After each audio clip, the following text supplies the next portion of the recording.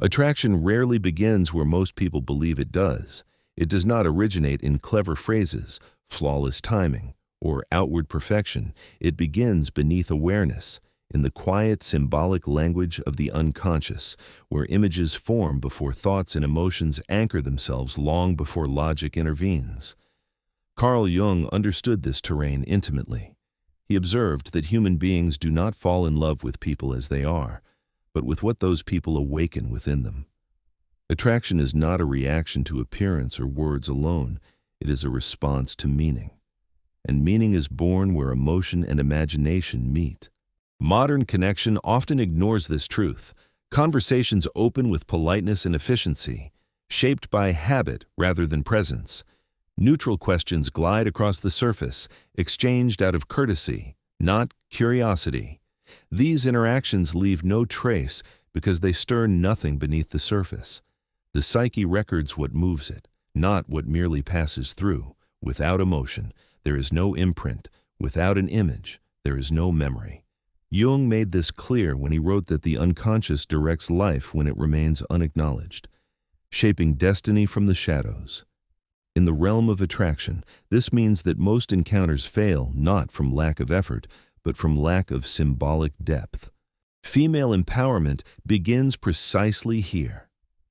At the moment, a woman understands that her power does not come from chasing approval or performing desirability. It comes from sovereignty over her inner world. The unconscious responds not to need, but to presence, not to perfection, but to authenticity. When a woman speaks from a place of inner alignment, her words carry weight beyond their surface meaning. They become symbols rather than statements, invitations rather than requests. This is not manipulation. It is coherence between inner certainty and outer expression. Jung's concept of projection illuminates why this works. People project their unlived desires, unmet longings, and hidden aspirations onto others, especially in moments of emotional openness. A single phrase, when spoken with grounded confidence, can activate this projection. It does not force desire. It provides a canvas upon which the other psyche begins to paint. What lingers afterward is not the sentence itself, but the feeling it stirred, the image it awakened, the possibility it suggested. This is why subtlety outperforms intensity. The unconscious resists pressure, but responds to suggestion. Many women are conditioned to believe that attraction requires effortful performance. Say the right thing. Be endlessly pleasant. Offer reassurance. Avoid discomfort. Yet, Jungian psychology reveals the opposite dynamic at play. The masculine unconscious, like all unconscious structures, is drawn toward polarity, mystery, and emotional resonance. It responds to symbols that imply connection without demanding it, confidence without dominance, desire without urgency. Emotional sovereignty becomes magnetic because it signals wholeness rather than need. At the heart of this dynamic lies a simple truth. The psyche is relational. Human beings long to feel chosen, seen, included in a shared meaning. Language that implies partnership activates an archetypal structure older than romance itself. It echoes the primordial desire for alliance, for walking alongside another rather than standing apart. When this implication arises naturally within a moment of connection, it bypasses rational defenses and settles quietly into the unconscious. From there, it works on its own time. This is where individuation enters the story. Jung described individuation as the lifelong process of becoming whole, of integrating conscious identity with unconscious depth. In relationships, individuation requires relinquishing the urge to be validated and embracing the courage to be authentic. A woman who speaks from this place is no longer negotiating her worth. She is expressing it. Her words no longer ask for permission to exist in someone else's world. They assume belonging without entitlement. That assumption alone reshapes the relational field. The shadow, too, plays its role. The fear of rejection, the anxiety of being seen, the impulse to overcompensate through intensity all belong to the shadow side of desire. When unexamined, these forces sabotage connection. When acknowledged, they lose their grip. Emotional maturity is not the absence of fear, but the refusal to let fear dictate expression. Calm confidence becomes possible only when the shadow is no longer denied but integrated. This understanding reframes attraction entirely. It is no longer a strategy to win someone over, but a practice of presence. Words become extensions of inner clarity rather than tools of persuasion.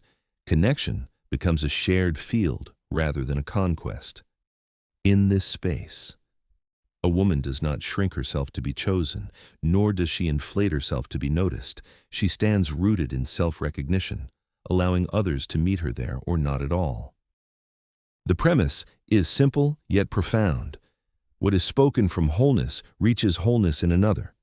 What is spoken from lack awakens lack in return. This is not mysticism, it is psychological resonance, and it is here, in this subtle terrain, that a few well-placed words can carry extraordinary power, not because of their structure, but because of the consciousness behind them. Once the unconscious has been stirred, it does not ask for repetition, it listens for congruence. This is where many attempts at connection quietly collapse. Words may be spoken correctly, but the inner posture contradicts them. The psyche perceives this discrepancy instantly. Jung believed that what is not consciously aligned manifests unconsciously, often undermining intentions despite best efforts. Attraction falters not because the invitation was wrong, but because the inner state behind it was fragmented. Emotional resonance requires coherence between body, voice, and inner conviction. When language implies closeness but the body retreats, the unconscious reads uncertainty. When tone suggests desire but posture signals hesitation, the message dissolves. The unconscious does not interpret language literally. It interprets energy, rhythm, and emotional consistency. This is why presence outweighs performance. A woman grounded in herself does not rush to fill silence, does not monitor reactions anxiously, does not chase affirmation through excess expression.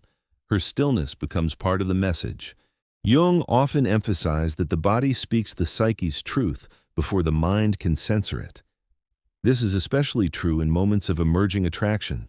Eye contact held just a moment longer than necessary, a relaxed stance that occupies space without tension, a voice that does not hurry to justify itself. These elements communicate self-trust.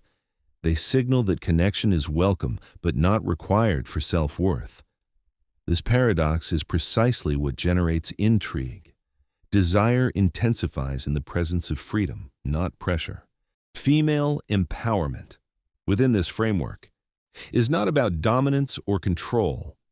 It is about self-possession. A woman who owns her inner world does not outsource her value to another's response. She understands that attraction is a meeting, not a negotiation. This understanding shifts the emotional dynamic instantly. The other person is no longer positioned as judge or prize, but as participant. The unconscious relaxes when it senses equality rather than pursuit. Timing also carries symbolic weight. Words offered too early collapse into intrusion. Words offered too late fade into missed opportunity. Jung's concept of synchronicity illuminates this delicate balance. Meaningful moments arise when inner readiness aligns with outer circumstance. In conversation. This appears as flow, a sense that words emerge naturally rather than being inserted. When language feels inevitable rather than rehearsed, it carries authenticity. The unconscious recognizes this as truth rather than tactic. The temptation to overuse emotionally charged phrases stems from insecurity, not confidence. Repetition attempts to force certainty where none yet exists, but mystery thrives in restraint. The unconscious continues working only when left space to do so.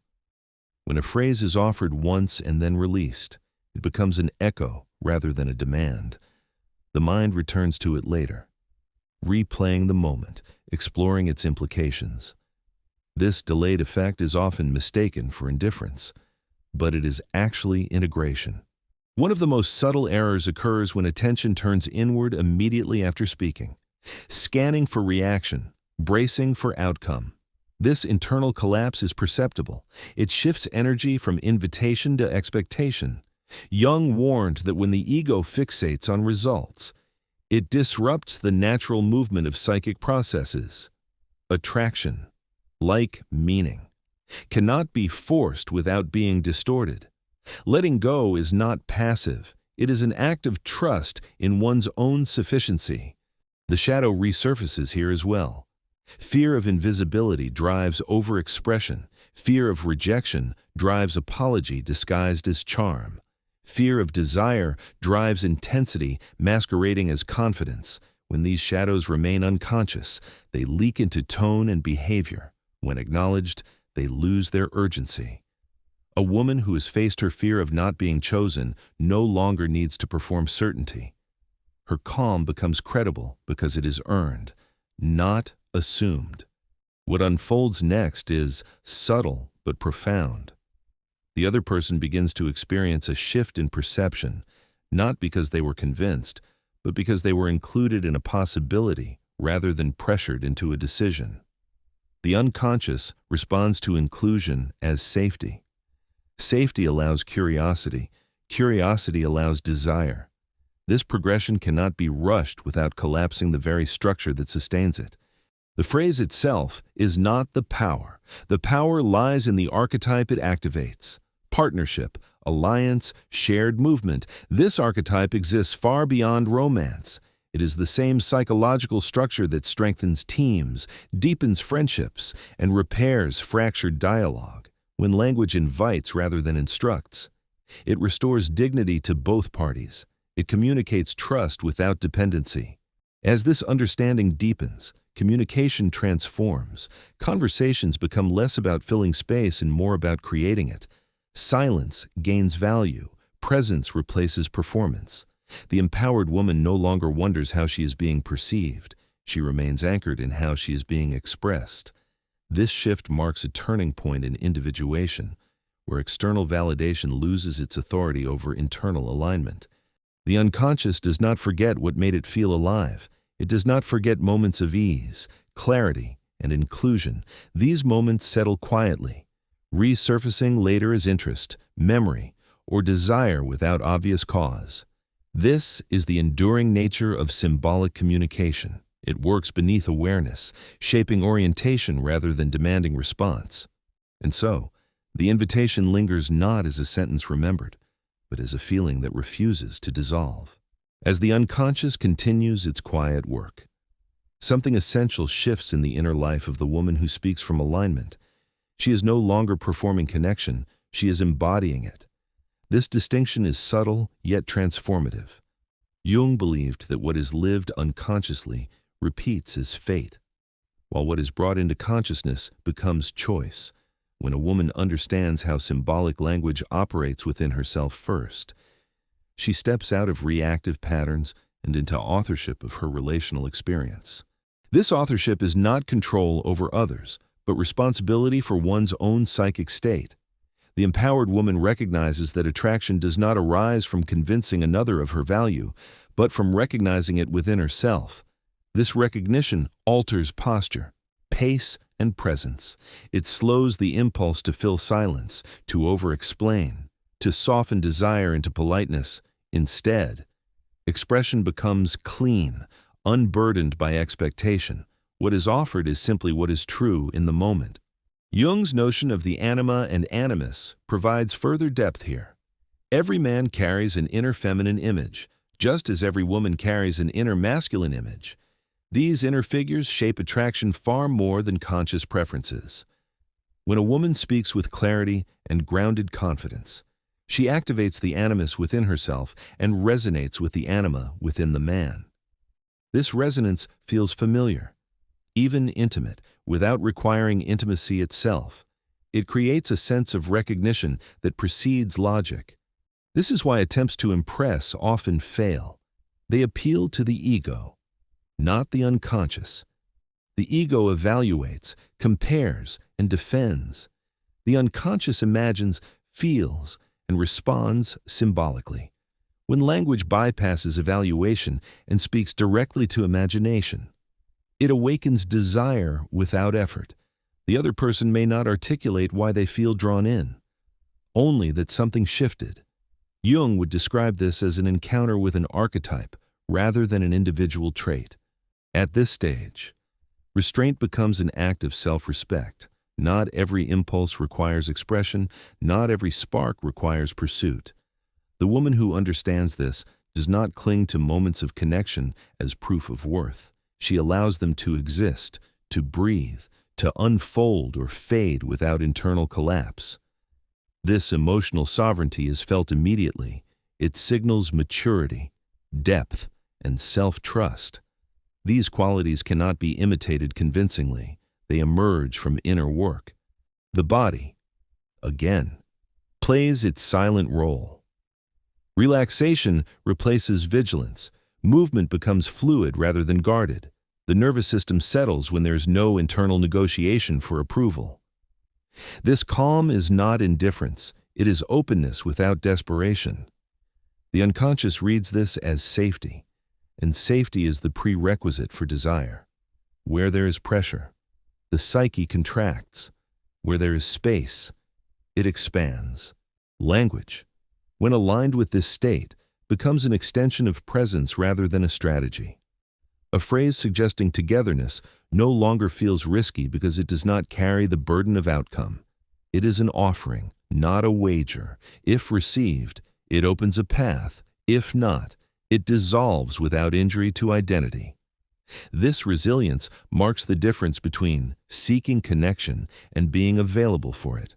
Jung warned against inflation, the ego's temptation to identify with archetypal power. This caution applies here as well.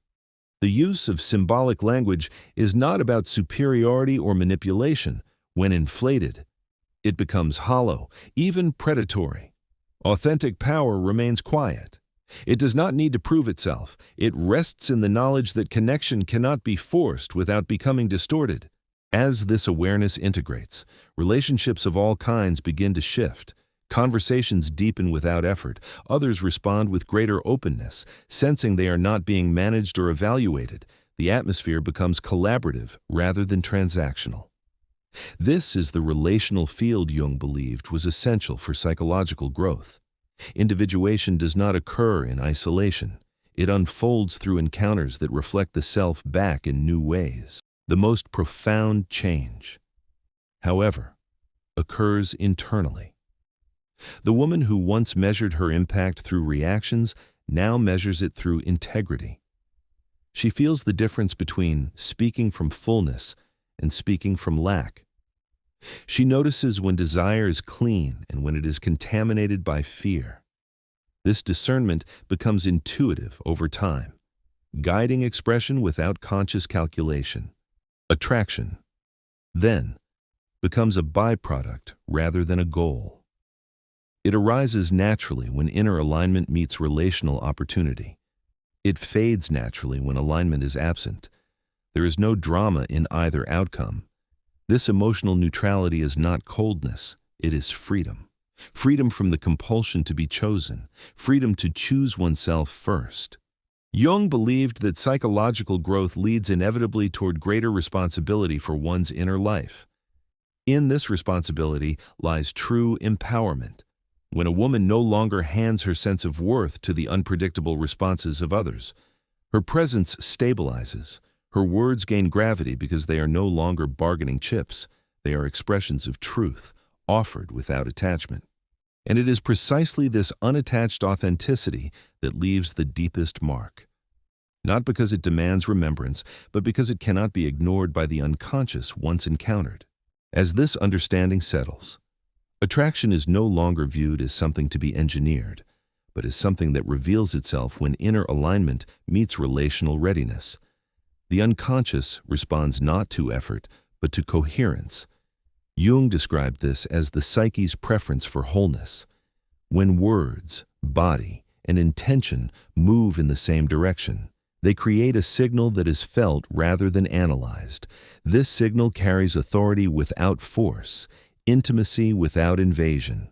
What emerges here is a deeper form of confidence, one that does not rely on dominance or withdrawal. It is the confidence of self-containment, The empowered woman does not oscillate between pursuit and retreat. She remains present, attentive, and grounded, allowing connection to approach her rather than chasing it. This orientation reverses the familiar dynamic of attraction, placing choice back into her hands without making it a weapon. Jung's work on the self, the central organizing principle of the psyche, becomes particularly relevant.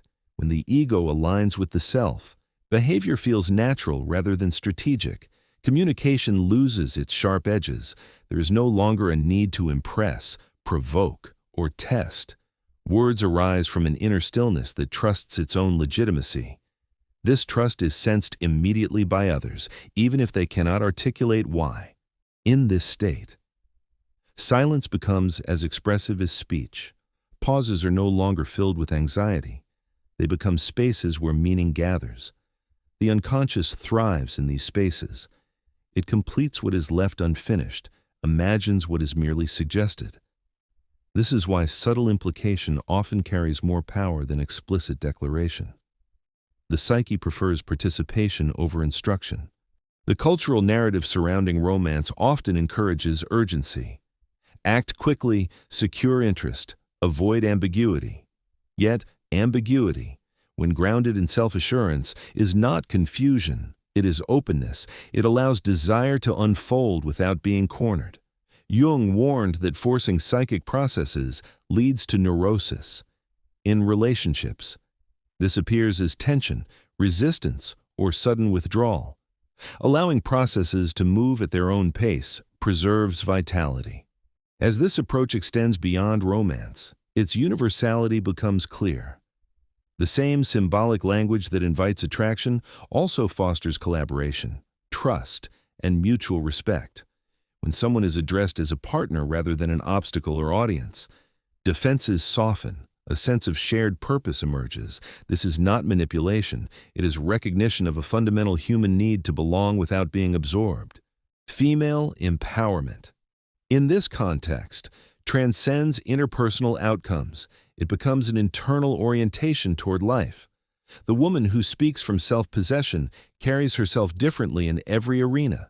She no longer minimizes her presence to avoid discomfort, nor exaggerates it to secure attention. She occupies space with quiet legitimacy.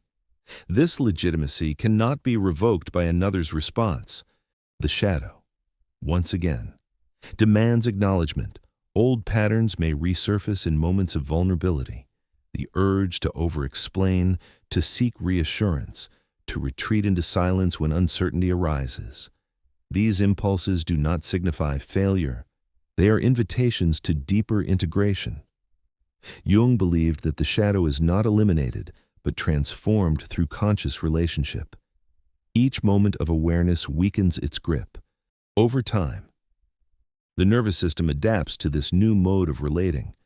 Calm replaces vigilance. Curiosity replaces anxiety. Connection becomes something that can be enjoyed without being clung to. This emotional flexibility is a sign of psychological maturity. It allows relationships to evolve organically rather than being steered by fear of loss. The woman who embodies this state becomes memorable not because she demands attention, but because she offers presence. Others feel seen rather than evaluated, invited rather than pursued. This experience stands out in a world saturated with performance and pretense. It leaves an impression precisely because it asks for nothing in return. Jung wrote that the meeting of two personalities is like the contact of two chemical substances. If there is any reaction, both are transformed. Transformation, however, requires openness. It cannot occur where control dominates. By relinquishing the need to manage outcomes, the empowered woman allows genuine reaction to occur. Whatever emerges is real and therefore meaningful. This approach does not guarantee specific outcomes. It guarantees integrity. Some connections will deepen, others will dissolve. Both are valid expressions of alignment. The measure of success is no longer external validation, but internal coherence. This coherence becomes its own reward, shaping not only relationships, but the entire orientation toward self and others. And so, Attraction becomes less about being unforgettable to another and more about being irreducible to oneself. From this place, whatever connections arise, do so in truth, carrying the potential to transform both parties not through force, but through resonance. At the deepest level, what has been unfolding is not a lesson in attraction, but an invitation into psychological maturity. Jung understood that growth occurs when a person stops seeking completion outside themselves and begins relating from inner fullness. When this shift happens, relationships are no longer arenas for validation, but mirrors that reflect one's state of being. What is offered to others is no longer a request to be chosen, but an extension of presence that invites mutual recognition. The phrase that began this exploration was never meant to stand alone. It functions only as a vessel, carrying the quality of consciousness behind it. Without that consciousness, it is empty.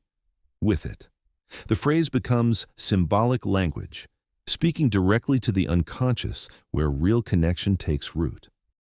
This is the realm Jung believed held the power to transform lives not through force or persuasion, but through meaning. Meaning, in Jungian terms, arises when experience aligns with inner truth. A woman who has done this inner work no longer fears being misunderstood. Because she is no longer misunderstanding herself, she no longer clings to outcomes, because her worth is not negotiated in moments of connection. She allows relationships to reveal themselves as they are, trusting that what resonates will stay and what does not will fall away without diminishing her. This is individuation in motion. The ego relinquishes its hunger for control and aligns with the self, the deeper organizing center of the psyche. From this alignment comes a natural authority, not authority over others, but authority over one's own emotional life. This authority is felt immediately in tone, timing, and restraint. It cannot be faked, only cultivated. The unconscious responds to this cultivation with clarity. Confusion fades, patterns repeat less, encounters become cleaner, more honest. Even endings lose their sting when they are understood as part of psychological truth rather than personal failure. Jung emphasized that wholeness requires the courage to tolerate uncertainty without collapsing into fear. This tolerance becomes the foundation of emotional freedom. Attraction, then, is redefined. It is no longer a prize to be won, but a signal of resonance. When resonance exists, connection flows. When it does not, no amount of effort can manufacture it without cost. Recognizing this saves enormous energy. It redirects attention inward, where real power has always lived. The most transformative realization is this: being unforgettable to another is never as important as being faithful to oneself. When self-betrayal ends, presence deepens. When presence deepens, language simplifies. Words no longer attempt to secure a future. They acknowledge the present, and it is the present moment, Jung believed, that holds the seed of transformation. This way of relating ripples outward. Friendships grow more honest. Professional interactions gain mutual respect. Family dynamics soften when control is replaced by clarity. The same symbolic language that invites attraction also restores dignity across relationships. It reminds others that they are being met as equals, not managed as outcomes. The unconscious remembers how it felt to be included without being consumed, invited without being pressured. These moments become reference points, shaping future choices and perceptions. This is how one leaves a mark without trying to, not by demanding remembrance, but by offering an experience of wholeness. In the end, the lesson returns to Jung's central insight. What remains unconscious will continue to shape life as fate. What is brought into awareness becomes choice. When a woman chooses to speak from alignment rather than fear, from sovereignty rather than need, she changes not only how others respond to her, but how she inhabits her own life. Connection becomes an expression of self-knowledge rather than self-doubt. Desire becomes clean rather than urgent. Presence becomes the message. And from this place, whatever unfolds does so with meaning. If this reflection resonated, take a moment to like and share it with someone who might need it. Subscribe for more explorations into psychology, self-worth, and conscious connection, and leave a comment below about a moment when words changed the way you felt seen.